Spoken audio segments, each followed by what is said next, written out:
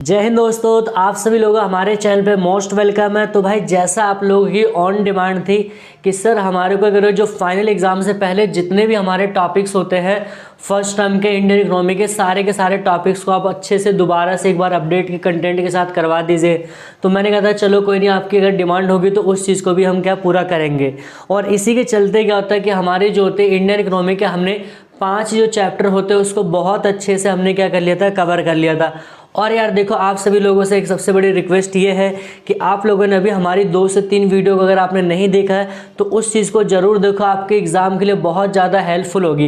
पहली वीडियो आपको देखना है कि 3 मंथ के अंदर आपको तैयारी कैसे करनी है, दूसरा आपको देखना है टाइम मैनेजमेंट वाला कैसे आपको करना है, और तीसरी जो वीडियो होती है सबसे यूनिक आपकी वीडियो रहेगी वो क्या है कि हमें एक्चुअल में अब पेपर में क्या आंसर राइटिंग कैसे करना है। तो इन 3 वीडियोज़ को आप क्या करो, कंपल्सरीज देखो यहाँ पर, ठीक है। तो अभी तक हमने देखो जो पढ़ा था first second third fourth fifth chapter जो हमने पढ़ा था, तो वो पूरा का पूरा क्या था कि हमारे जो एक तरह का कह सकते हो 1950 से लेके 1990 तक की पूरी रणनीति थी।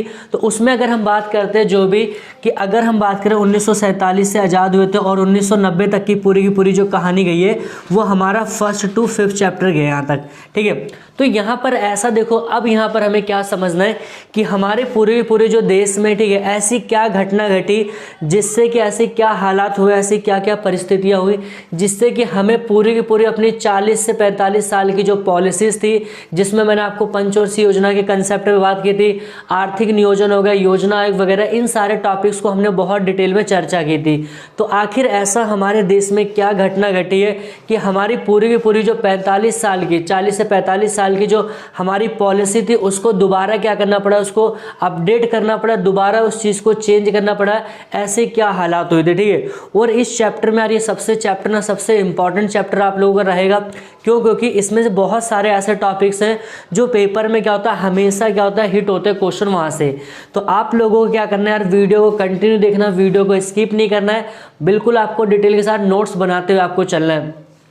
तो अभी तक हमने जो बात करी 1947 से लेकर 1990 की पूरी कहानी चल रही थी। तो अब हम देखते हैं कि यार ऐसा हमारे देश में क्या घटना घटी थी कि जो हमारे को क्या करना पड़ा कि अपनी जो 40-45 साल की जो पॉलिसीज थी उसको पूरा हमारे को क्या करना पड़ा, उसको एक्सचेंज करना पड़ा, पूरा चेंज करना पड़ा। तो उसके पीछे कुछ यहाँ पर हमें कारण आपको देखने को मिलेंगे। पहला कह रहे हैं यहाँ पर नई आर्थिक नीति की आवश्यकता क्यों पड़ी। देखो अब यहाँ पर नई आर्थिक नीति, इसको नाम क्यों दिया गया है, या फिर इसी को आर्थिक सुधार भी कहते हैं। क्या कहते हैं इसको? आर्थिक सुधार भी।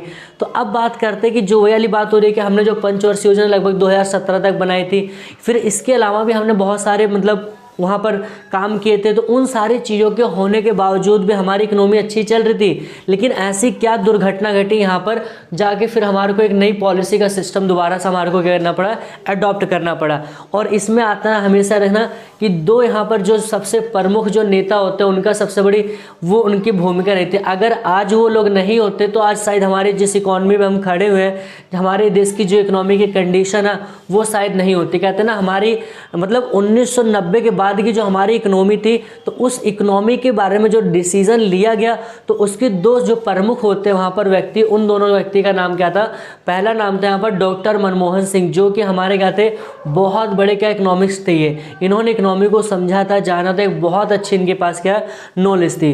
दूसरा हमारे यहाँ पर आता है जिनका नाम होता है नरसिम्हा राव। क्या था? नरसिम्हा राव। ये 2 नाम आप रखना है। ये 2 हमारे ऐसे इकोनॉमी के चेहरे थे जिन्होंने 1990 के बाद की पूरी इकोनॉमी जो हमारी खत्म होने के पॉइंट पे थी, हमारे देश में पूरी इकोनॉमी नष्ट होने के पॉइंट पे थी, लेकिन इन 2 व्यक्तियों ने, इन दोनों के जो दृष्टिकोण होता उसने इनको क्या, इकोनॉमी को क्या, इंडियन इकोनॉमी को क्या बहुत अच्छे से उसको सर्वाइव करवाया था, ठीक है। तो अब यहाँ पर देखो ऐसे कुछ कारण रहे थे जिसके कारण क्या होता है कि हमारे को एक नई पॉलिसी को अडॉप्ट करना पड़ता है। मीन्स कि जो हमारी पुरानी जो सिस्टम था, जो पुराना कल्चर हमारा चला रहा था, उसको हम एक्सचेंज करके नया ला रहे थे।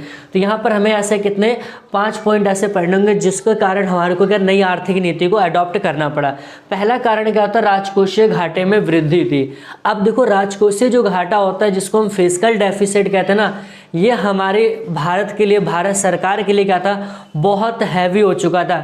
ऐसा कहा जाता था कि जब राजकोषीय घाटा इतना और आपको मैंने बजट वाले चैप्टर में पढ़ा रखा होगा कि जो फिजिकल डेफिशिएट होता है वो किसी देश का सबसे बड़ा, कह सकते हो ज़्यादा, सबसे बड़ा क्या होता है, नुकसान होता है, घाटा होता है। तो हमारे देश का जो राजकोषीय घाटा था वो लगातार क्या बढ़ता आ रहा था। हमारे पास इतना अमाउंट नहीं था कि हम अपने जो डेप्ट होते हैं, अपने जो उधार होता है उसको चुका पाए। इस कारण क्या हुआ कि हमारे देश की जो हालात थी, जो आम लोगों की ज़िंदगी थी, बहुत ज़्यादा क्या हो गई थी, प्रभावित हो गई थी। हमारे यहाँ पर जो बेसिक नीड्स होती है, जैसे कि आप कह सकते हो यहाँ पर रोटी, कपड़ा, मकान, एजुकेशन, हेल्थ, ये सारी चीज़ें भी हम प्रॉपर अपने देश के लोगों को नहीं उपलब्ध करा पाते। तो इस सिचुएशन में आ चुके थे। दूसरा हमारा कह रहा है कि प्रतिकूल भुगतान शेष। देखो अब प्रतिकूल भुगतान शेष का मतलब क्या था कि जो भी हमारे यहाँ पर क्या होता है, फॉरेन रिजर्व होता है। क्या होता है, फॉरेन रिजर्व, ठीक है। तो जो भी हमारा एक्सपोर्ट इंपोर्ट था, तो अब इस केस में क्या होता है, बीओपी, बैलेंस ऑफ पेमेंट, जिसका पर्टिकुलर एक चैप्टर था मैक्रो में, आप वहाँ जाके आप डिटेल में चेक कर सकते हो। तो यहाँ पर प्रतिकूल भुगतान से इसका मतलब क्या कह रहा है, इसका सीधा सा मतलब कहते हैं कि हमारे जो इंपोर्ट होते हैं, ठीक है, मतलब जो आयात थे हमने बहुत ज़्यादा बढ़ा दिए थे और हमारा निर्यात क्या हो गया था, बिल्कुल ख़त्म हो चुका था। जिस कारण क्या होता था, हम दूसरी कंट्री के ऊपर क्या पूरी तरह से क्या हो गए थे, डिपेंड हो गए थे। और उस कारण क्या होता है कि उन कंट्रियों ने हमें क्या पूरी तरह से मदद करने से भी क्या इनकार कर दिया था। और ऐसा कहा जाता था कि हमारे पास क्या होता है, सिर्फ एक हफ्ते का ही क्या होता है, हम भारत के पास इतना ही अमाउंट बचा था जिससे हम अपने देश के लोगों को खाना प्रोवाइड कर सकते थे। ऐसी हालात हो गए थे हमारे देश के अंदर। और इन्हीं हालातों को दोबारा से रिकवर करने के लिए, दोबारा से सुधार करने के लिए हमें क्या होता है, एलपीजी प्रोग्राम को यहाँ पर क्या करना है, लॉन्च करना पड़ा था। तीसरा कारण क्या होता है यहाँ पर, खाड़ी संकट, ठीक है। अभी देखो खाड़ी संकट, ये आपने पॉलिटिकल साइंस में भी आपने पढ़ा होगा। ये भी कहीं ना कहीं ऐसा माना जाता है कि जो भारत ने एलपीजी को अडॉप्ट किया था उसके पीछे ये भी कारण रहा था। अब इसमें क्या बताया गया था, तो जो खाड़ी संकट होता था, जो हमारे कह सकते हो कि जो अरबी कंट्रीज होती, जैसे कि आपने देखा होगा इराक हो गया, ईरान हो गया, कुवैत हो गया, तो ये जो 3-4 कंट्री होती है, तो यहाँ पर क्या होता है कि जो कच्चा तेल होता है, तेल का भारी भंडार, मतलब भारी मात्रा में यहाँ पर क्या मतलब तेल का कह सकते हो कि हब था यहाँ पर, ठीक है। जहाँ पर क्या होता है, तेल पूरी दुनिया में क्या होता था, इसको इंपोर्ट किया जाता था। क्लियर यहाँ तक। तो ये ध्यान रखना कि यहाँ पर एक्सपोर्ट इंपोर्ट होता था पूरे यहाँ से 3 कंट्री, कौन कौन सा, ईरान, आपका कुवैत और दूसरा क्या होता है, इराक। ये 3 ऐसी कंट्री थी जहाँ पर तेल का भंडार क्या था, प्रचुर मात्रा में था। ये तीनों कंट्री के द्वारा तेल क्या था, दुनिया के बाहर के देशों में क्या कर जाता था, एक्सपोर्ट किया जाता था। लेकिन यहाँ पर बात क्या आती है, इन तीनों कंट्रियों के बीच में क्या होता है, आपस में गृह युद्ध छिड़ गया। और गृह युद्ध के कारण जो होता है, उसके कारण क्या, इन तीनों कंट्रियों ने डायरेक्ट दुनिया को मना कर दिया, हम दुनिया में किसी भी देश को तेल का क्या करेंगे, इंपोर्ट मतलब एक्सपोर्ट यहाँ पर नहीं करेंगे। और आपको पता है कि देखो कोई भी कंट्री हो तो उस कंट्री को रन करने के लिए सबसे बड़ा जो इंजन होता है, जिसको हम कहते हैं फ्यूल कहते हैं। तो अब सोचो हमारे को फ्यूल मिलना बंद होगा तो हमारे देश की इकोनॉमी जो होगी, देश की इकोनॉमी का चक्का जो होगा वो पूरी तरह से क्या हो गया था, ब्लॉक हो गया था, ठीक है। तो ऐसा कहा गया कि खाड़ी संकट भी कहीं ना कहीं ऐसा रहा कि अब भारत को मजबूर होना पड़ा कि हम अपने देश के अंदर ही क्या करें, ऐसे कुछ कच्चे तेल के सोर्स को डेवलप करें जिससे क्या होता है, हमारी इकोनॉमी दोबारा से क्या करे, रन करना शुरू कर दे। दूसरा कारण मतलब तीसरा कारण बताया गया था। इसके बाद आता है विदेशी मुद्रा भंडार में गिरावट। अब ये देखो हमारे पास क्या था कि विदेशी मुद्रा भंडार, बिल्कुल भी जो फॉरेन करेंसी होती है, जैसे डॉलर हो गया, रूबल हो गया, ये बाकी की जो करेंसीज होती थी, इनका क्या होता था, भारी मात्रा में क्या हो गई थी, कमी। हमारे पास बिल्कुल भी क्या था, विदेशी पैसा नहीं था जिससे हम दुनिया से अलग अलग चीज़ों को क्या करें, इंपोर्ट कर सके। ऐसी हालत हो गई थी भारत की।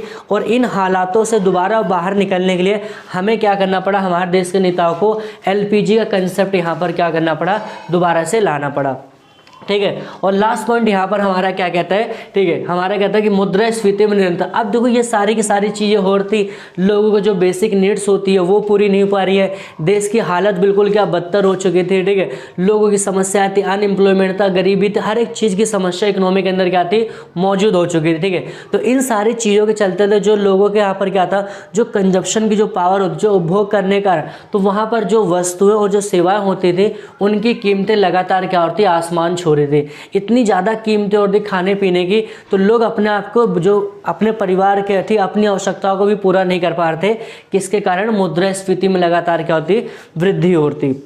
यहाँ तक समझ में आ रहा है। अब फिर हम देखते हैं कि आखिर में ये आर्थिक सुधार या नई आर्थिक नीति का मतलब क्या था। ठीक है, मैंने बताया कि अब हमें क्यों लाया गया था, तो लाने के पीछे कारण ये रहा, तो आवश्यकता हमें इन कारणों को दूर करने के लिए पड़ी थी। इसलिए हमने क्या होता अपने देश में एलपीजी को हमने क्या किया था, लॉन्च किया था। इससे पहले एलपीजी क्या होता था, एलपीक्यू के नाम से चलता था। अब आप लोग कमेंट सेक्शन में करके बताओ कि एलपीक्यू की फुल फॉर्म क्या होगी। अगला देखो हमारा क्या कहता है यहाँ पर, नई आर्थिक नीति या फिर आर्थिक सुधार, इसकी डेफिनेशन, इसका मतलब क्या होता है।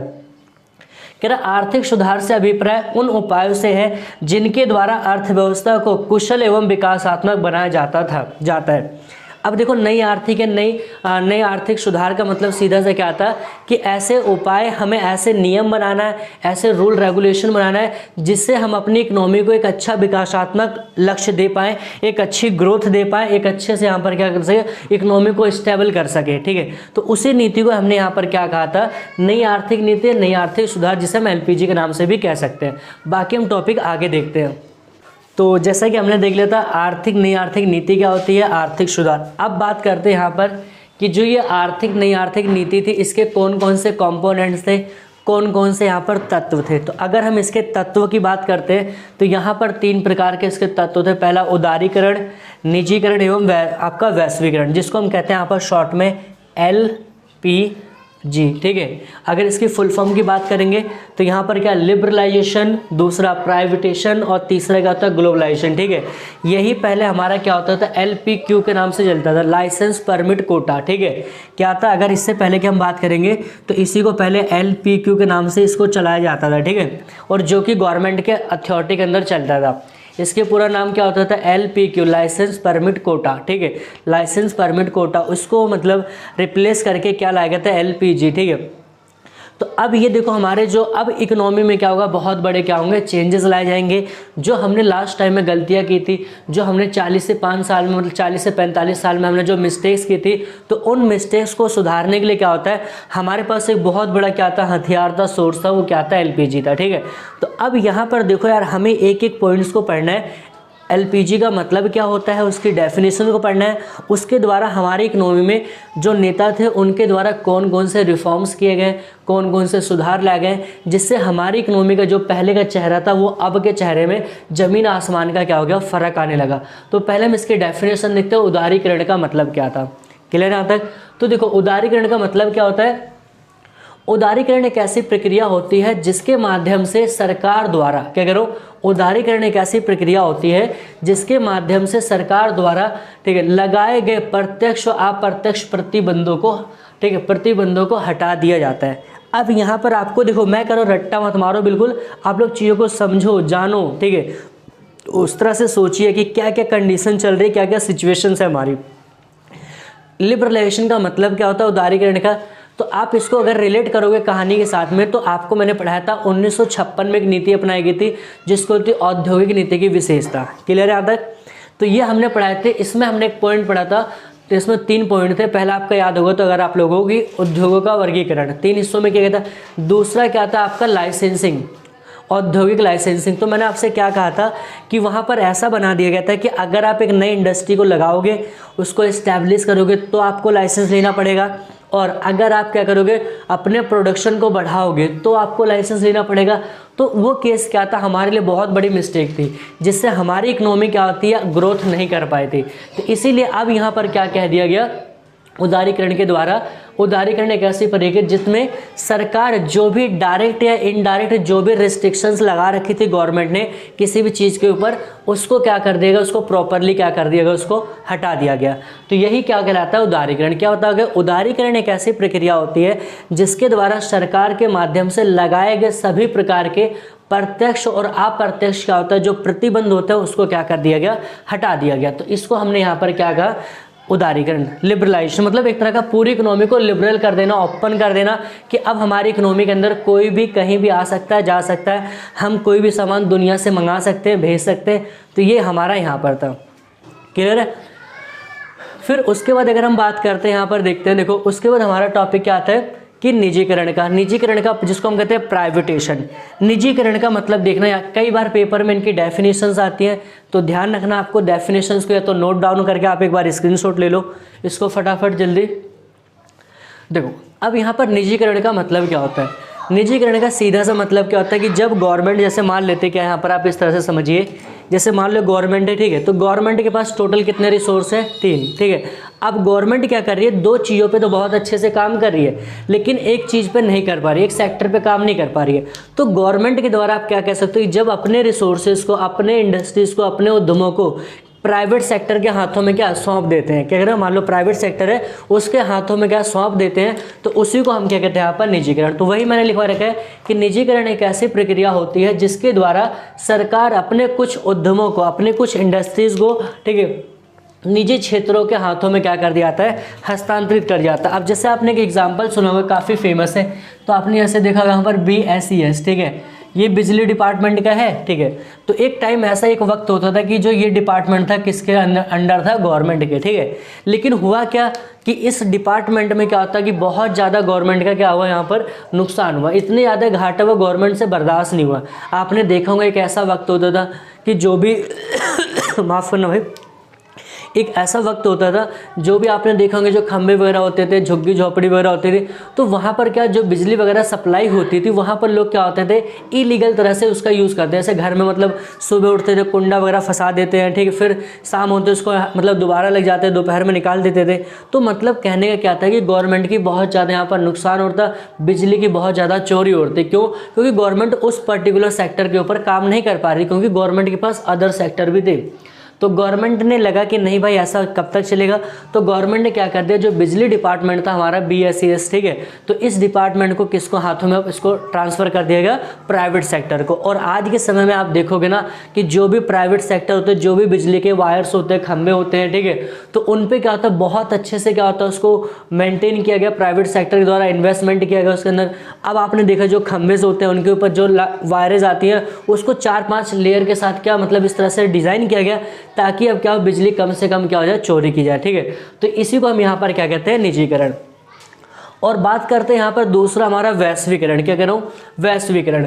तो वैश्वीकरण का क्या बताओगे, वैश्वीकरण एक ऐसी प्रक्रिया होती है जिसके माध्यम से एक देश की अर्थव्यवस्था का दूसरे देश की अर्थव्यवस्था के साथ सामंजस्य स्थापित किया जाता है। सिंपल से अगर हम डेफिनेशन की बात करते हैं कि देखो ग्लोबलाइजेशन कहते हैं, आपने पॉलिटिकल में भी पढ़ा होगा, पॉलिटिकल साइंस में भी ग्लोबलाइजेशन क्या होता है। तो सिंपल जैसे मान लो अगर हम बात करते हैं इंडियन की इकोनॉमी को, इंडिया की इकोनॉमी है कौन सी, मिक्स्ड है, तो इंडिया की इकोनॉमी को क्या कर रहे हैं हम, जैसे मान लो दूसरे, मान लो अमेरिका की पूंजीवादी अर्थव्यवस्था, तो उसका कनेक्शन उसके साथ हम क्या कर रहे हैं, बिल्ड कर दे रहे, कनेक्ट कर दे रहे आपस को, तो उसी को ही कनेक्शन को हम क्या कहते हैं यहाँ पर, वैश्वीकरण। क्या कहते हैं यहाँ पर, वैश्वीकरण। तो इतना आपको ध्यान रखना है कि जो भी हमारा वैश्वीकरण होता है एक ऐसी प्रक्रिया जिसके द्वारा एक देश की इकोनॉमी को दूसरे देश की इकोनॉमी के साथ क्या कर देते हैं, ज्वाइंट कर देते हैं, जिससे क्या होता है कि वहाँ पर जो भी एक्सपोर्ट इंपोर्ट हो गया, जो भी वहाँ पर वाद विवाद हो गया, विचार वगैरह, उन सभी का क्या होता है वहाँ पर ट्रांसफ़र होता है। तो यहाँ तक का क्या होता है कि जो हमारा ये चैप्टर 6 होता है उसका जो फर्स्ट पार्ट होता है यहाँ पर कंप्लीट। और बात यार ये आती है कि अगर आप लोगों को वीडियो अच्छी लगती है तो बस वीडियो को आप क्या करो यार, लाइक करो, शेयर करो, और चैनल को आप लोग क्या करिए, ज़्यादा से ज़्यादा सब्सक्राइब करें। और हाँ, अगर आपके कोई डाउट्स होते हैं, किसी प्रकार के कोई क्वेश्चंस को लेकर डाउट है, तो कमेंट सेक्शन में आप वहाँ पर क्या करो, उसको कमेंट करिए। और अगर कोई भी चीज़ आपको दिक्कत आ रही तो आप कमेंट करके ज़रूर बताइए, बाकी उसका सोल्यूशन क्या करेंगे हम मतलब कवर कर देंगे। तो मिलते हैं नेक्स्ट वीडियो में। Thanks for watching this video.